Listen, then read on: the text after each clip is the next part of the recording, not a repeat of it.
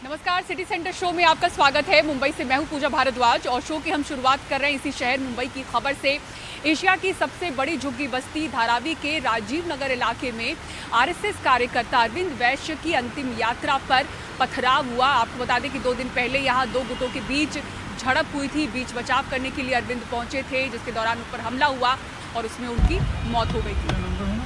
इस अंतिम यात्रा में बड़ी संख्या में हिंदू कार्यकर्ता शामिल हुए थे। उसी दौरान उन लोगों पर पथराव हो गया।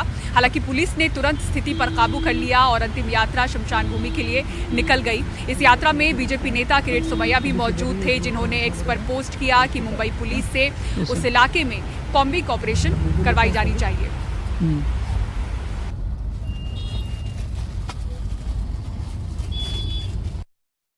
धारावी में राजीव नगर के पास आज शाम को एक अंतिम यात्रा निकल रही थी, तब पथराव हो गया। अंतिम यात्रा निकल रही थी अरविंद वैश्य की, जिसकी कि रविवार की रात को सरेआम हत्या कर दी गई थी। क्यों हुई थी हत्या, किसने की थी, क्या था मामला, ये जानने के लिए हम दुखी परिवार है, देखिए पीड़ित परिवार है यहाँ पर। अरविंद के माता पिता हैं, बहन है, सब दुखी हैं, भाई भी यहाँ पर। जानते हैं कि आखिर क्या हुआ था। और जो सुनने में आया कि अरविंद तो बचाने गया था, उसका तो झगड़ा भी नहीं हुआ था। मेरा बच्चा बहुत अच्छा था, पढ़ाई कर रहा था, काम भी कर रहा था मेडिकल स्टोर में। वो कैसा आया, कहीं से झगड़ा हो रहा था, किसी को छुड़ा रहा था। छुड़ाने के बाद में मैटर सोल्व हो गया 8 बजे। 8 बजे सॉल्व होने के बाद में 8 बजे सॉल्व होने के बाद में वो कोई भर्ती था सैन हॉस्पिटल में, तो देखने गया। देख करके आ रहा था गाड़ी से, गाड़ी अपना है छोटी, वो क्या बोलते मेरे को नहीं याद था। गाड़ी से आ रहा था, जैसा खड़ा हुआ, 2 बच्चे थे, जैसा खड़ा हुआ एक लड़का गाड़ी साइड में करने लगा, मेरा लड़का जैसा ज़मीन पे खड़ा हुआ वैसे चाकू मार दिए। बेगुनाह मेरा बच्चा, कोई गलती नहीं हुआ। पूरी धारावी में बोल दो, कहीं भी देखो, मेरा बच्चा किसी से झगड़ा नहीं करता ना। 24 साल का है मेरा बच्चा, ज़्यादा दिन का नहीं है। वही हमारा बच्चा सहारा था, ये बीमार वही हमारा बच्चा कमा के 10 रुपया हमको जिलाता था परिवार को। हम बहुत गरीब पढ़ाई भी करता था, जो लाता था उसी दूर टूटी फूटी में हम चला लेते थे। हम क्या चाहते हैं? हम इंसाफ चाहिए, हम इंसाफ चाहते साहब, इंसाफ चाहिए। या तो उसको फांसी होना चाहिए, नहीं फांसी नहीं चाहिए, जमानत नहीं होना चाहिए। मैं हाथ जोड़ती हूँ, फांसी नहीं चाहिए। परिवार है, इस दर्द दुख आप समझ सकते हैं देख के। साफ तौर पर इन्हें इंसाफ चाहिए। कानून अपने तौर पे काम करता है, इनकी मांग अलग है। बहरहाल, लेकिन आज जो सबसे बड़ा दुख की बात है कि आज जब अंतिम संस्कार के लिए उसकी शव यात्रा निकल रही थी, तब क्यों पत्थर मारा गया, ये एक बड़ा सवाल बना हुआ है, जिसकी वजह से आज धारावी का ये राजीव नगर में तनाव फैला हुआ। हालांकि पुलिस ने आज स्थिति नियंत्रण में कर ली है। मुंबई से कैमरामैन महेश के साथ सुनील सिंह, NDTV। धारावी के राजीव नगर में आज शाम 5 बजे करीब तनाव फैल गया। दरअसल अरविंद वैश्य, जो कि आरएसएस का कार्यकर्ता बताया जा रहा है, रविवार की रात इसकी हत्या कर दी गई थी। वह ये था कि अल्लू और आरिफ और साथ में सिद्धेश करके एक युवक है, जिनके बीच झगड़ा चल रहा था। तो अरविंद उसमें बीच बचाव करने के लिए गया, तो आरिफ और अल्लू ने मिलकर सरेआम यहीं पर जो है कि अरविंद की हत्या कर दी थी, जिसके बाद से इलाके में तनाव चल रहा था। आज जो है इसकी अंतिम यात्रा निकलनी थी। जब शाम को लोग निकले तो बड़ी संख्या में हिंदू संगठन के लोग भी आए थे, बीजेपी के लोग भी आए थे। जब अंतिम यात्रा यहाँ से जब शव निकलना शुरू हुई, तब कुछ लोगों ने बताया जाता है कि पथराव किया, जिसको लेकर अब इलाके में तनाव है। देखिए, सभी दुकानें यहाँ पर बंद कर दी गई हैं। बड़ी संख्या में पुलिस बल यहाँ पर लगाया गया है। लोगों की भी एक शिकायत है कि पुलिस ने जिस तरह से कार्रवाई करनी चाहिए थी, वो कार्रवाई यहाँ पर नहीं की थी। लोगों को कहीं ना कहीं पुलिस के जो कार्रवाई है उसको लेकर थोड़ा सा गुस्सा है। और साथ ही जो गुटों में एक तनाव की स्थिति है, 2 धार्मिक जो है कि तनाव स्थिति बन रही है, इसलिए पुलिस फिलहाल यहाँ पर बड़ी संख्या में है, एहतियात बरती गई है। लेकिन जो हत्या हुई थी उसमें ये भी बताया जा रहा है कि जब मामला पुलिस थाने में गया था, तब पुलिस ने बहुत गंभीरता से नहीं लिया। 2 हवलदारों को भेजा जरूर, अरविंद और सिद्धेश के साथ, लेकिन यहाँ पर अरविंद को पुलिस के सामने ही बताया जा रहा है कि उन्होंने तलवारों से मारा, जिससे उसकी मौत हो गई। बाद में तुरंत हालांकि एक्शन लेते हुए पुलिस ने अल्लू को गिरफ्तार तो कर लिया, लेकिन जिस तरह की कार्रवाई होनी चाहिए तो वो नहीं हुई थी, जिसको लेकर लोगों में गुस्सा है। और सामने वाले जो हैं, जिस तरह से हमें अब अंतिम संस्कार में इसमें अभी जिस तरह से पथराव हुआ है, उसको लेकर इलाके में तनाव फैला हुआ है। लिहाजा कुछ गाड़ियाँ भी लोगों को तोड़नी की है, लेकिन अभी दुकानें वगैरह बंद कर दी गई हैं। बड़ी संख्या में पुलिस बंदोबस्त लगा दिया गया है ताकि शांति बनी रहे। शांति जरूर है फिलहाल, लेकिन तनाव यहाँ पर फैला हुआ है। मुंबई से कैमरामैन महेश हलवाई के साथ सुनील सिंह, NDTV इंडिया के लिए। और अब आइए आपको दिखाते हैं किस तरह से आर्थिक राजधानी मुंबई में बरसाती बीमारियों का प्रकोप बढ़ता जा रहा है। निजी अस्पतालों में हर रोज 20 से 25 मरीज जो कि स्वाइन फ्लू, मलेरिया, डेंगू के हैं वो पहुंच रहे हैं इलाज के लिए। BMC ने अभियान शुरू कर दिया है। अस्पतालों में अलग तरह से तैयारियां शुरू हो चुकी हैं। सुजाता द्विवेदी की मुंबई से ये रिपोर्ट देखिए।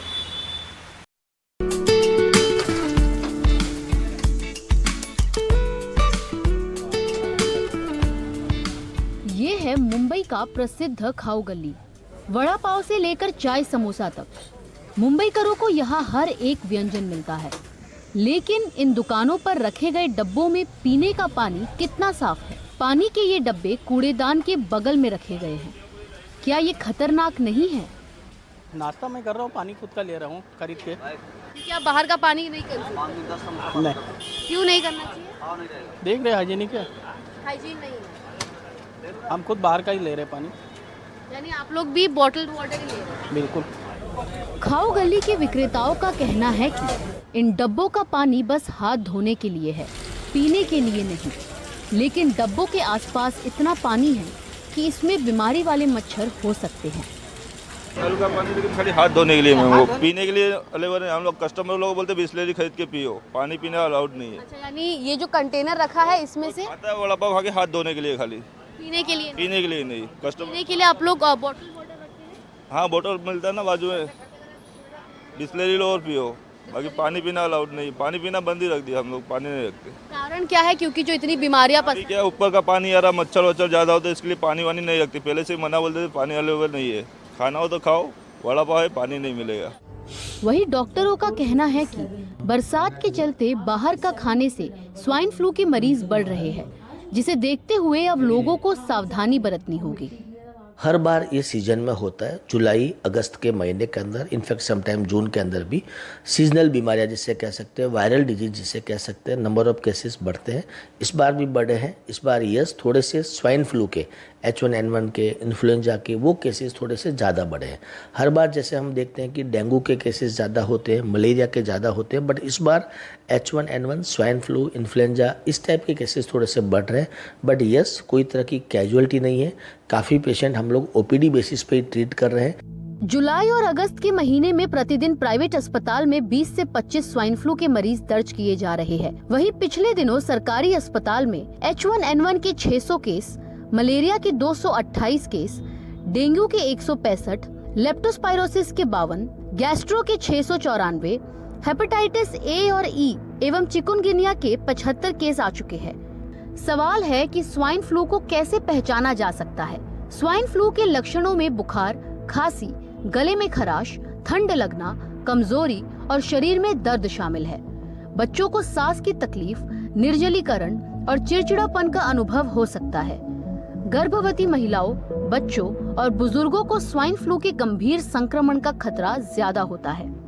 वायरल फीवर का सीजन चल रहा है, चाहे वो डेंगू हो, चाहे वो मलेरिया हो, चाहे वो टाइफाइड हो, चाहे वो स्वाइन फ्लू हो, चाहे चिकनगुनिया हो, चाहे आपका कोविड हो, सब में सिम्टम्स ऑलमोस्ट एक जैसे होते हैं। गला खराब होता है, खांसी होती है, बुखार आता है, हाई ग्रेड फीवर होता है, शिवरिंग होने लगती है, लगभग एक जैसे सिम्टम होते हैं। मेरे हिसाब से ज़्यादा वेट नहीं करना चाहिए। डे 1, डे 2 पे जब सिम्टम आते हैं, इमीडिएटली आप अपने आसपास के डॉक्टर को दिखाओ, तुरंत ट्रीटमेंट चालू करो। अपनी मर्जी से ट्रीटमेंट नहीं करना चाहिए और नेगलेक्ट भी नहीं करना चाहिए कि हम 4 दिन, 5 दिन, 6 दिन देखेंगे, ऐसे में कोई साइड इफ़ेक्ट नहीं हो, ऐसे में कोई तरह के प्रॉब्लम, एडवर्स इफेक्ट जिसे कह सकते हैं कि वो डिजीज़ की वजह से होते हैं, वो नहीं होना चाहिए। सो टाइमली ट्रीटमेंट लेते हैं, पेशेंट डेफिनेटली ठीक होता है। मुंबई में ना सिर्फ एक बल्कि हर एक इलाके में आपको खाऊ गली नजर आएगा। लेकिन हमने इसी के साथ आपको एक रियलिटी चेक देते हुए बताया कि यहाँ पर जो पानी रखा गया है, जिससे अक्सर लोग, हालांकि जो दुकान के ओनर्स हैं उनका कहना है कि वो पीने का पानी नहीं है, लेकिन इसके बावजूद लोग जो भी कुछ खा रहे हैं उसका सेवन करने के बाद पानी यहीं से पी रहे हैं। और ऐसे में इसके ठीक बगल में इस प्रकार के डस्टबिन को रखना कहीं ना कहीं हेल्थ स्टैंडर्ड्स को लेकर भी कई सारे सवाल खड़े करते हुए नजर आ रहा है। ऐसे में देखना होगा कि अब जब मुंबई में बारिश ने एकाएक दस्तक दी है और ऐसे में इस मौसम में खासतौर पर जो तमाम बीमारियां फैलती है कंटैमिनेटेड खाने और पानी के चलते, उसको लेकर नगर निगम द्वारा क्या कुछ कोशिश की जा रही है इसे कंक्लूड करने को लेकर, और इसी के साथ आने वाले समय में स्वाइन फ्लू, मलेरिया और डेंगू जैसे केसेस कम हो, इसको लेकर भी हालांकि अब अभियान नगर निगम द्वारा चलाया जा रहा है। कैमरा पर्सन प्रवीण रोहित के साथ सुजाता द्विवेदी, एनडीटीवी इंडिया के लिए। और इसको लेकर एनडीटीवी की भी मुहिम लगातार जारी है। दिल्ली के मुखर्जी नगर में यूपीएससी की तैयारी कर रहे छात्र किन हालात में रहते हैं, किस तरह से छोटे छोटे कमरों में वो गुजारा करते हैं, इसकी पड़ताल करती रविश रंजन की विशेष रिपोर्ट देखिए। ये गाय के पेट में जाती है, चलो किसी का फायदा तो हो रहा है कि गाय को ही जाए। खाने के नाम पर सूखी रोटी, रहने के लिए रसोई में बना ये लकड़ी का छोटा सा पोटा केबिन और नहाने के लिए बिजली के खुले तार वाला ये बाथरूम। ये मुखर्जी नगर के सबसे पॉश इलाके में यूपीएससी के छात्रों का पीजी हॉस्टल है। मुखर्जी नगर के ऐसे पीजी हॉस्टल के अंदर ना जी भर सांस लेने के लिए ऑक्सीजन है और ना पैर पसारने की जगह। ऊपर से बाथरूम से लेकर हर दरो दीवार पर इस तरह के बिजली मीटर लगे हैं जो कभी भी इन छात्रों के लिए जानलेवा हो सकते हैं। 5-6 रूम का ये एक सिंगल वॉशरूम है और इस तरीके से आप समझिए उमस कितनी है और वेंटिलेशन कुछ नहीं है। ये इसकी हालत आप देखिए वॉशरूम की, ये देखिए प्लास्टर जड़ रहा है और जाला लगा हुआ है पूरा। ऊपर से कब जो है इसका प्लास्टर नीचे गिर जाए ये कुछ कहा नहीं जा सकता। मुखर्जी नगर के पीजी का ये बाथरूम है। बाथरूम में भी यहाँ पर देखिए आप बिजली का मीटर लगा हुआ है, तार खुले पड़े हुए हैं, ये देखिए। और ये है पीजी मुखर्जी नगर का, देखिए क्या कंडीशन है। हर तरफ कब करंट आपको लग जाए कुछ कहा नहीं जा सकता है। सोचिए इस 3 मंजिल के मकान में यूपीएससी की तैयारी करने वाले 50 छात्र इसी तरह के छोटे छोटे पोटा केबिन में रहते हैं। इसके लिए हर महीने 8 से 9 हजार रुपए किराया और 9 रुपए यूनिट के हिसाब से बिजली का बिल वसूला जाता है। मिडिल क्लास फैमिली से तो नहीं बिलोंग करता हूँ, लोअर मिडिल क्लास फैमिली से बिलोंग करता हूँ। और जहाँ तक इस पीजी की समस्या है सर, यहाँ विद्यार्थियों का सबसे बड़ा दिक्कत है रेंट की समस्या। रेंट जो है सो हायर लेवल में लिया जाता है। दूसरी समस्या है खाना की समस्या सर। अगर इस पे खाना पे सुधार किया जाए तो बच्चे अच्छी तरह से जो है सो पढ़ाई भी कर सकते हैं। Not more than 6 or 7 persons in a single PG. And there must be a CCTV camera. A proper ventilation is required. Here in this PG, if any fire incident occurred, you cannot be escaped from here. Just see the porta cabins here. ये बस एक बानगी भर है। PG के इस किराए में इनका खाना भी शामिल है। आइए आपको दिखाते हैं कि पीजी का खाना कहाँ बनता है और छात्रों की क्या शिकायत है। ये छत पर बनी पीजी के रसोई है। पानी से लेकर खाना बनाने की जगह से ही आप अंदाजा लगा सकते हैं यहाँ के साफ सफाई की क्या हालत है। आपका आधा डस्टबिन आपका अन्न बर्बाद नहीं करना चाहते। कितनी रोटी है ये गाय के पेट में जाती है, चलो किसी का फायदा तो हो रहा है कि गाय को ही जाए, कोई तो खुश रहे। यहाँ रोटी अभी तो खाना नहीं मिला है हम लोग को, खाना मिलेगा तो यहाँ इतनी तक रोटी जमा हो जाएगी। मतलब सारी रोटी भूख लगी रहती है बहुत। लाते हैं 5-6 रोटी गिन के, 3 से 4 खाते खाते लगता है कि जब नहीं खा पाएंगे उसको छोड़ देते हैं। ये हाल यूपीएससी की तैयारी करने वाले छात्रों के पीजी का है। आइए अब दिखाते हैं कि कोचिंग का आर्थिक साम्राज्य कितना बड़ा है। खुद एनएसएसओ के आंकड़े देखें तो पता चलता है कि 2022 में कोचिंग इंडस्ट्री का सालाना कारोबार 58,088 करोड़ रुपए का था, जो 2028 में बढ़कर 1,40,000 करोड़ रुपए होने की उम्मीद है। सोचिए, करोड़ों रुपए कमाने वाले कोचिंग गुरु सोशल मीडिया और टीवी पर नैतिक मूल्यों का हवाला देकर गांव देहात के बच्चों को यूपीएससी के बड़े बड़े सपने दिखाते हैं, लेकिन खुद कई सालों से नियमों की धज्जियां उड़ा रहे थे। अब 4 छात्रों की मौत के बाद इनके सेंटर्स पर ताला लगा है और बाहर गुस्साए छात्र खड़े हैं। दुर्घटना के 3 दिन बाद जाकर दृष्टि आईएएस की ओर से सफाई आई है। देरी के लिए खेद व्यक्त करते हुए दिव्य कीर्ति ने लिखा कि वो छात्रों की मौत पर गहरी संवेदना व्यक्त करते हैं। साथ में उन्होंने ये भी लिखा कि इस समस्या का स्थायी समाधान ये है कि सरकार दिल्ली में 3-4 क्षेत्रों को चुनकर उन्हें कोचिंग संस्थानों के लिए नियत करे। अगर सरकार क्लासरूम, लाइब्रेरीज, हॉस्टल खुद तैयार कराएगी तो न ज्यादा किराए की समस्या रहेगी और न ही सुरक्षा से जुड़े प्रावधानों की। यानी जिम्मेदारी सरकार की है, लेकिन छात्र कुछ और कहते हैं। मिडिल क्लास फैमिली से आते हैं। हमारे घर वालों को आज ये टेंशन बनी है। हमारे घर वालों को इस बात का टेंशन नहीं है कि एग्जाम क्रैक हो रहा है नहीं हो रहा है, उसका रिजल्ट आ रहा है या नहीं आ रहा है। इस चीज का ज्यादा टेंशन है कि वो सुरक्षित है या नहीं। यहाँ के देखोगे ना, रूम के और पीजी के कितने हाल है। रूम के अंदर रूम है, सूरज की किरणें तक अंदर नहीं जाती। वहाँ के लैंडलॉर्ड 15-15 हजार रुपए ले रहे हैं। किस बात का पैसा ये ले रहे हैं? ये वो छात्र हैं जो देश के अलग अलग हिस्सों से कुछ बनने का सपना, माता पिता की आकांक्षाओं का भार और पढ़ाई में मेहनत करके सामाजिक बदलाव के लिए राजधानी में आते हैं। लेकिन इसके बदले उन्हें मिल रहा है रहने खाने का ये माहौल और जानलेवा लापरवाहियों का खौफ। नई दिल्ली से रवीश रंजन शुक्ला, एनडीटीवी इंडिया।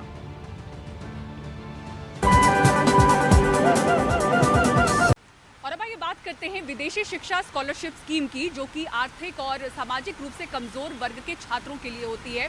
इस पर केंद्र द्वारा लगाए गए 10% की कैपिंग के बाद सबसे बड़ा झटका महाराष्ट्र के छात्रों को लगा है। महाराष्ट्र के करीब 149 होनहार पात्र छात्र इससे प्रभावित हुए हैं और अब ये कहा जा रहा है कि आर्थिक रूप से सशक्त महाराष्ट्र की अगर अपनी स्कॉलरशिप स्कीम इतनी तंदुरुस्त होती तो यहाँ के छात्रों को केंद्र की कैपिंग का असर नहीं झेलना होता। अब इस पर बड़े स्तर पर विरोध प्रदर्शन की तैयारी है। दिखाते हैं आपको मुंबई से रिपोर्ट। मुंबई के 23 साल के होनहार अंग्रेज Kharat university of Bristol England में मैनेजमेंट कोर्स के लिए चुने गए, लेकिन ओवरसीज स्कॉलरशिप एनओएस स्कीम पर केंद्र सरकार की 10% की कैपिंग ने विदेश में पढ़ने का इनका सपना चकनाचूर कर दिया। अंग्रेज के पिता म्यूजिशियन हैं। परिवार की सालाना आमदनी 4 लाख से भी कम है। ऐसे में सरकार की स्कॉलरशिप स्कीम से बेहद उम्मीदें थी। अंग्रेज जैसे ही महाराष्ट्र के कुल 149 छात्रों का उच्च शिक्षा के लिए विदेश जाने का ख्वाब इस साल टूट चुका है। जब जीआर मतलब जो एनओएस का गाइडलाइंस रहता है तो वो आया था तो पढ़ लिया था उसमें कि 10% कोई तो कैप है, but then I was not sure कि what exactly it was. But ऐसा ही था कि ठीक है जो भी रहेगा, पिछले साल तक तो सबको मिल रहा है तो मैं भी था कि ये साल मेरे को भी मिल ही जाएगा वो स्कॉलरशिप और वो कॉलेज के साथ। बट देन वो देखा, मैंने दोस्तों के साथ भी बात किया था ये चीज़ों के ऊपर कि कैसे होगा 10% कैप के रिगार्डिंग। बट देन एंड में जब रिज़ल्ट आया तो आई वाज सैटेड कि ये नाम ही नहीं उसमें, मतलब मैं सर्च कर रहा था तो पूरा प्रोसेस था, रोया, सब हो गया, but that is fine. But बुरा उन लोगों के बारे में लग रहा है कि जिनका 14th रैंक यूनिवर्सिटी है एंड उनको नहीं मिल रहा है, तो इट इज़ वेरी बैड। केंद्र सरकार के नए दिशा निर्देशों के अनुसार ओवरसीज स्कॉलरशिप एनओएस स्कीम पर प्रत्येक राज्य के लिए कुल स्लॉट पर इस बार 10% की सीमा लगाई गई है। इससे महाराष्ट्र के 149 पात्र छात्र डिस्क्वालीफाई हो चुके हैं, जो कि विदेश में उच्च शिक्षा प्राप्त करना चाहते थे। राष्ट्रीय प्रवासी छात्रवृत्ति योजना अनुसूचित जाति, भूमिहीन कृषि मजदूर और पारंपरिक कारीगर श्रेणी जैसे वंचित सामाजिक समूहों के छात्रों को विदेश में उच्च डिग्री हासिल करने के लिए वित्तीय सहायता प्रदान करती है। ये स्कॉलरशिप दुनिया भर की टॉप यूनिवर्सिटीज में संचालित होने वाले मास्टर्स डिग्री कोर्सेज, रिसर्च यानी कि पीएचडी प्रोग्राम में दाखिले के लिए दी जाती है। इसमें केंद्र द्वारा हर साल लगभग 125 छात्रवृत्तियां प्रदान की जाती हैं, जिनमें से 30% महिला उम्मीदवारों के लिए ही आरक्षित की जाती है। सामाजिक न्याय और अधिकारिता मंत्रालय ने 19 जुलाई को एनओएस योजना के लिए चयनित उम्मीदवारों की सूची जारी की थी। केंद्र की कैपिंग का असर सबसे ज्यादा महाराष्ट्र पर पड़ा है, क्योंकि राज्य की अपनी ओवरसीज स्कॉलरशिप स्कीम के तहत दक्षिण या फिर दूसरे राज्यों की तुलना में बेहद कम सीटें हैं। इतना ही नहीं, हाल ही में महाराष्ट्र सरकार के खिलाफ बड़ा प्रदर्शन भी हुआ था, जब विदेशी शिक्षा छात्रवृत्ति के लिए आवेदन करने के लिए पात्रता मानदंड में बदलाव करते हुए आवेदकों को ग्रेजुएशन में 75% अनिवार्य कर दिया गया था, जबकि पहले कट ऑफ 60% था। प्रदर्शनों को देखते हुए फैसला वापस लिया गया। ये नेशनल ओवरसीज स्कॉलरशिप स्कीम में सिर्फ महाराष्ट्र के ही बच्चे जो एलिजिबल होते हुए हैं वो वंचित रहे क्यों है? क्योंकि अन्य राज्यों के बच्चों को उनके राज्यों में वो स्कॉलरशिप की स्कीम ऑलरेडी अवेलेबल है, जहां प्रचुर मात्रा में सीट्स है। कर्नाटका में 400 सीट्स है, राजस्थान में 500 है और केरला में तो कोई सीमा ही नहीं। लेकिन महाराष्ट्र में जहां सिर्फ 75 सीट्स है, कैसे बच्चे महाराष्ट्र के थ्रू स्कॉलरशिप लेके बाहर जाएंगे? लाड़की बहन योजना में 1,500 रुपए प्रति माह दिया जा रहा था। लाड़का बहू में 8,000 प्रति माह देने की बात की गई थी बेरोजगार युवक को। अब देखिए, आप एक तरफ बच्चों के शिक्षा को रोक रहे हैं, बच्चों की शिक्षा का पैसा उन्हें नहीं दे रहे हैं, यहाँ बेरोजगारों को पैसा दे रहे हैं। सेंट्रल की कैपिंग से अगर महाराष्ट्र के स्टूडेंट पर उसका बुरा असर पड़ रहा है, तो हमारे महाराष्ट्र की सरकार की ये जिम्मेदारी है कि उन बच्चों को इसमें से बाहर निकाले, उसके लिए वो फंड रेज करे, सीट बढ़ाए, ये उनकी जिम्मेदारी है। हम देखा जाएगा तो महाराष्ट्र एक आर्थिक रूप से एक सक्षम राजधानी या आर्थिक शहर है, तो उनके लिए वो पॉसिबल है। तो उन्होंने उनकी जिम्मेदारी समझ कर उन और बच्चों को आगे लाने के लिए वो सीट्स जो 75 वो बढ़ानी चाहिए। कर्ज में डूबी मध्य प्रदेश सरकार की लाडली लक्ष्मी समेत कई योजनाओं पर खतरा मंडरा रहा है। इधर महाराष्ट्र की लाडली योजना पर भी हजारों करोड़ का खर्च होना है। चुनावी माहौल में ऐसी स्कीम और घोषणाओं में हमारे वो होनहार युवा और छात्र न जाने कहां गायब दिखते हैं, जिन्हें मिली जरा सी आर्थिक मदद प्रदेश और देश का नाम रोशन कर सकती है। ओवरसीज स्कॉलरशिप एनओएस स्कीम में कैपिंग के खिलाफ अब संस्थाओं द्वारा कानूनी लड़ाई लड़ने की भी तैयारी है। मुंबई से कैमरामैन संजय मंडल के साथ पूजा भारद्वाज, एनडीटीवी इंडिया। और अब अगली खबर मनोरंजन जगत से जुड़ी हुई। बात करते हैं Hollywood film Deadpool and Wolverine की, जिसने पहले वीकेंड पर ताबड़तोड़ कमाई की है। और इस कमाई को देखते हुए अब सवाल ये भी उठ रहे हैं कि जो भारतीय ब्लॉकबस्टर फिल्में होती हैं, उसकी कम कमाई के पीछे की वजह क्या है। प्रशांत सिसोदिया की रिपोर्ट देखिए।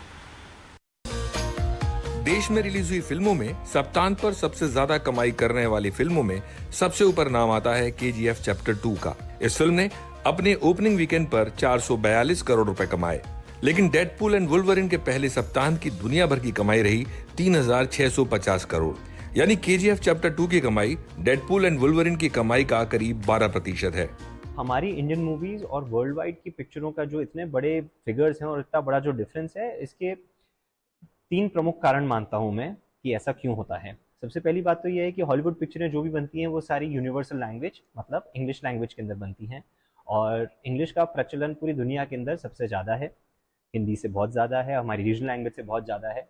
अपनी हिंदी पिक्चरें या इंडियन मूवीज़ जो भी लोग बाहर भी देखते हैं, अमेरिका में, यूके में, ऑस्ट्रेलिया के अंदर, वो सारे मोस्टली NRIs होते हैं या जिनका इंडिया से कनेक्शन होता है, वो लोग देखते हैं। बहुत ही कम मात्रा में होते हैं जो फॉरेनर्स देखते हैं। तो एक लैंग्वेज का सबसे बड़ा कारण मानता हूँ मैं। सेकंड मेरा मानना है, जो हमारी स्टोरीज जितनी भी हम डेवलप करते हैं इंडियन मूवीज़ के अंदर, वो कहीं ना कहीं हमारे कल्चर, हेरिटेज, माइथोलॉजी से रिलेटेड होती हैं, और एक कोई यूनिवर्सल सब्जेक्ट नहीं होता है जैसे बॉलीवुड हॉलीवुड के अंदर होता है। और तीसरी बात रहती है वो बजट की रहती है। हॉलीवुड मूवीज़ के बजट बहुत बड़े होते हैं, 40 गुना, 60 गुना, कई बार 100 गुना तक के बजट होते हैं हमारी इंडियन मूवी से कंपेयर करें तो। भारतीय ब्लॉकबस्टर फिल्मों की कम कमाई के पीछे एक बड़ा कारण देश में सिनेमाघरों की कमी भी है।